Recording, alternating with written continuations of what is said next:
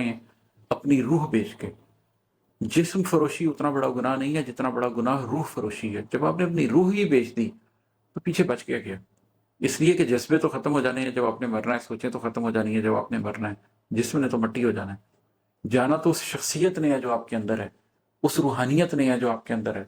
अगर उसने एक जिंदान में जिंदगी गुजारी और जब फरिश्ते रूह लेने के लिए आए तो उसने निकलने से इनकार कर दिया और मार मार कर उसे जिस्म से निकाला गया, तो क्या होगा? फिलोसफी में तो कई दफा लोग ये बात डिस्कस भी करते हैं, फलसफे के अंदर इसके ऊपर बात होती है कि क्या पता कि पूरी कायनात जो हमें नजर आ रही है ये भी एक एटम ही हो।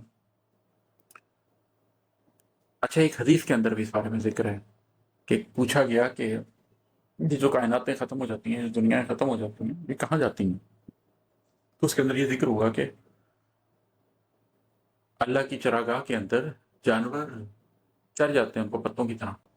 जिन लोगों ने अभी मेरी पिछली गज़ल सुनी है जो आखिर ज़मान के हवाले से बहुत तफसील से जिसमें मैंने बात की है, उन लोगों को एक तफसील से आइडिया तो हो गया होगा कि मुआशरे के अंदर इस वक्त क्या हो रहा है।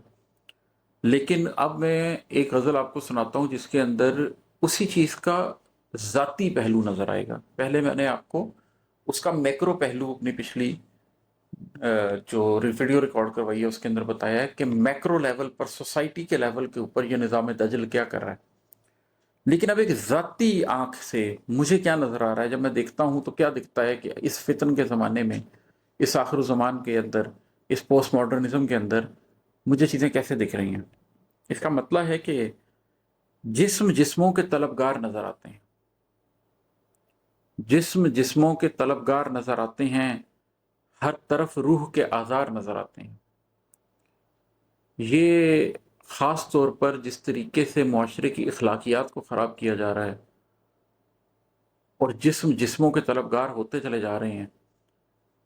जो एक रिश्ता था जो अल्लाह ने शादी के साथ मुंसलिक कर दिया था, उसको किस तरीके से ग्लोबली शादी के रिश्ते से निकाला जा रहा है और उसके बाद किस तरीके से औरत और मर्द के ताल्लुक को भी ख़त्म करते हुए एक ही जेंडर के अंदर वो ताल्लुकात क्रिएट करने के लिए एक पूरी तहरीक चलाई जा रही है। ये उसके तनाजुर में है कि जिस्म जिस्मों के तलबगार नजर आते हैं। हर तरफ आप देखते हैं कि जिस्म है और उनको जिस्मों की हवस है। हर तरफ रूह के आज़ार नजर आते हैं, उन जिस्मों के अंदर रूहें भी हैं और उन रूहों के शदीद आज़ार हैं ये, इसलिए कि उन लोगों के कल्ब सोए हुए हैं जो इस रास्ते पर जा रहे हैं। उनके कल्ब जागे ही नहीं है, उनकी रूह जिंदान में कैद है, उनकी रूह उनके सोच तक, उनके कल्ब तक, उनके जज्बों तक भी नहीं पहुंच पा रही और वो सिर्फ अपने जिस्म की रंगरलियों में, अपने जिस्म के मज़े के अंदर डूबे हुए हैं। जिस्म की लज्जत पाई जा रही है और आप देखते हैं दाएं बाएं की ज़िंदगी में लोग जिस्म की वो लज्जतें हासिल कर रहे हैं अपनी रूह बेच के। जिस्म फरोशी उतना बड़ा गुनाह नहीं है जितना बड़ा गुनाह रूह फरोशी है। जब आपने अपनी रूह ही बेच दी तो पीछे बच गया। इसलिए कि जज्बे तो खत्म हो जाने हैं जब आपने मरना है, सोचें तो खत्म हो जानी है जब आपने मरना है, जिस्म ने तो मिट्टी हो जाना है। जाना तो उस शख्सियत ने है जो आपके अंदर है, उस रूहानियत ने है जो आपके अंदर है। अगर उसने एक जिंदान में जिंदगी गुजारी और जब फरिश्ते रूह लेने के लिए आए तो उसने निकलने से इनकार कर दिया और मार मार कर उसे जिस्म से निकाला गया, तो क्या होगा? ये उस तनाजुर में है कि जिस्म जिस्मों के तलबगार नजर आते हैं, हर तरफ रूह के आज़ार नजर आते हैं। रंग और खुशबू में लिपटे ये परी चेहरा लोग, रंग और खुशबू में लिपटे ये परी चेहरा लोग दीदाए बीना को बीमार नजर आते हैं। ये जो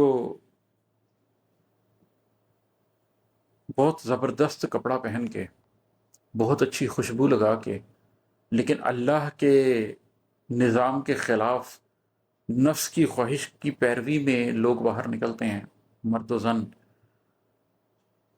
तो वो जो इख्तलात होता है उसमें रंग और खुशबू में लिपटे ये परी चेहरा लोग दीदाए बीना को बीमार नजर आते हैं। अगर आपके अंदर वो आँख है तो आपको नजर आता है कि ये रूहानी तौर पे किस हद तक बीमार लोग हैं जो सिर्फ इस दुनिया की मादी मज़े के लिए बाहर निकले हुए हैं। इनके नज़दीक सिर्फ ये मादी शान शौकत ही एक हैसियत है, अच्छा कपड़ा, अच्छी खुशबू, बेहतरीन गाड़ी, मादी तरक्की, अच्छी सोहबत और बस, इसके अलावा कुछ भी नहीं। रेत के जर्रे में, पानी के हर एक कतरे में, रेत के जर्रे में, पानी के हर एक कतरे में देखने वालों को संसार नजर आते हैं। अगर आपके पास दीदा बीना हो ना ریت کا ایک قطرہ بھی پورا جہان ہے۔ اب تو سائنس بھی اس بات کو مان گئی ہے کہ جیسے ہم اوپر خلاؤں کو دیکھتے ہیں، آسمانوں کو دیکھتے ہیں، ستاروں کو دیکھتے ہیں، ہم ایک ایٹم کو پکڑ لیتے ہیں تو اس کے اندر بھی جانا شروع کرتے ہیں تو اس کے اندر ان اٹ سیلف ایک جہان نظر آتا ہے۔ فلسفی میں تو کئی دفعہ لوگ یہ بات ڈسکس بھی کرتے ہیں، فلسفے کے اندر اس کے اوپر بات ہوتی ہے کہ کیا پتہ کہ پوری کائنات جو ہمیں نظر آ رہی ہے یہ بھی ایک ایٹم ہی ہو۔ اچھا، ایک حدیث کے اندر بھی اس بارے میں ذکر ہے کہ پوچھا گیا کہ یہ جو کائناتیں ختم ہو جاتی ہیں، جو دنیایں ختم ہو جاتی ہیں، یہ کہاں جاتی ہیں؟ تو اس کے اندر یہ ذکر ہوا کہ اللہ کی چراگاہ کے اندر جانور چر جاتے ہیں ان کو پتوں کی طرح۔ تو اس سے آپ اندازہ لگا سکتے ہیں کہ مطلب کتنے بڑے جانور ہوں گے۔ وہ پوچھا گیا کہ اتنے بڑے جانور بھی ہوتے ہیں؟ اللہ کے ہاں ہیں۔ تو یہ پوری کائنات ایک ذرہ ہے یا وہ ذرہ ایک پوری کائنات ہوتا ہے ہم نہیں جانتے، لیکن جو دیکھنے والا ہے اس کو ریت کے ذرے میں، پانی کے قطرے میں بھی پوری کائنات نظر آتی ہے۔ اگر آپ نے خدا کو ڈھونڈنا ہے نا تو آپ کائناتوں میں نکل جائیں، اس میں بھی خدا کو ڈھونڈ سکتے ہیں، اور آپ ایک ذرے کے اندر گھس جائیں، آپ ایک پانی کے قطرے کے اندر چلے جائیں تو وہاں پر بھی آپ خدا کو ڈھونڈ سکتے ہیں۔ دیدہ بینا ہونی چاہیے، صرف آپ کو نظر آ جاتا ہے۔ فتنہ گر وقت نہیں میں تھا، میری سوچیں تھیں، اب مکافات کے اسرار نظر آتے ہیں۔ ایک وقت میں انسان کو احساس ہوتا ہے کہ وقت نے میرے ساتھ نہیں کیا، میں نے کیا۔ ہمارا مذہب بھی ہمیں یہی بات بتاتا ہے، حدیث کے اندر ذکر ہے کہ زمانے کو برا مت کہو، بے شک اللہ ہی زمانہ ہے۔ یہ جو ہم کہتے ہیں نا کہ زمانہ برا زمانہ آ گیا، برا زمانہ نہیں آتا۔ فتنہ گر ہم خود ہوتے ہیں، ہماری اپنی سوچیں ہوتی ہیں۔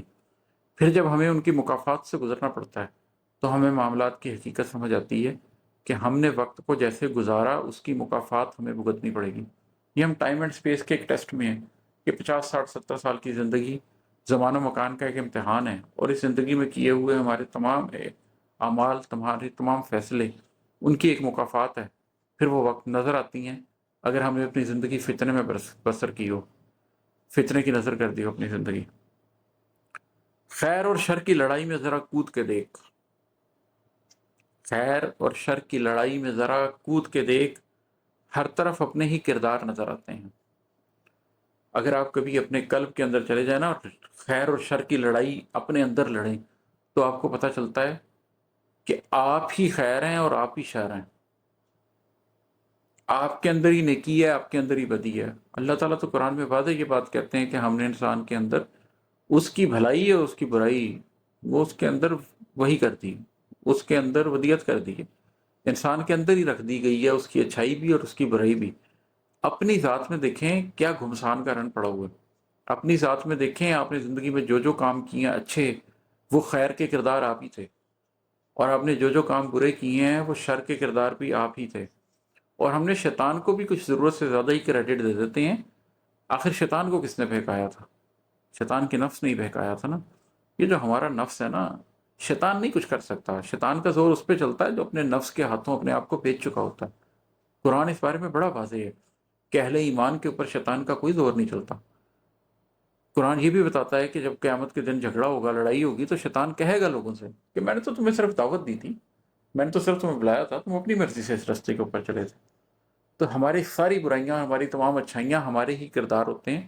اپنے کرداروں میں سے ان کرداروں کو ماریے جو گناہ پہ آمادہ کرتے ہیں، اور اپنے ہی اندر موجود ان کرداروں کی پرورش کیجیے۔ وہ جو بچپن میں ہم کہانی پڑھتے تھے، ایک بلیک ولف ہے اور ایک وائٹ ولف ہے، بلیک ولف کو بھوکا رکھیے اور وائٹ ولف کو کھلائیے تاکہ وائٹ ولف زندگی جیت جائے۔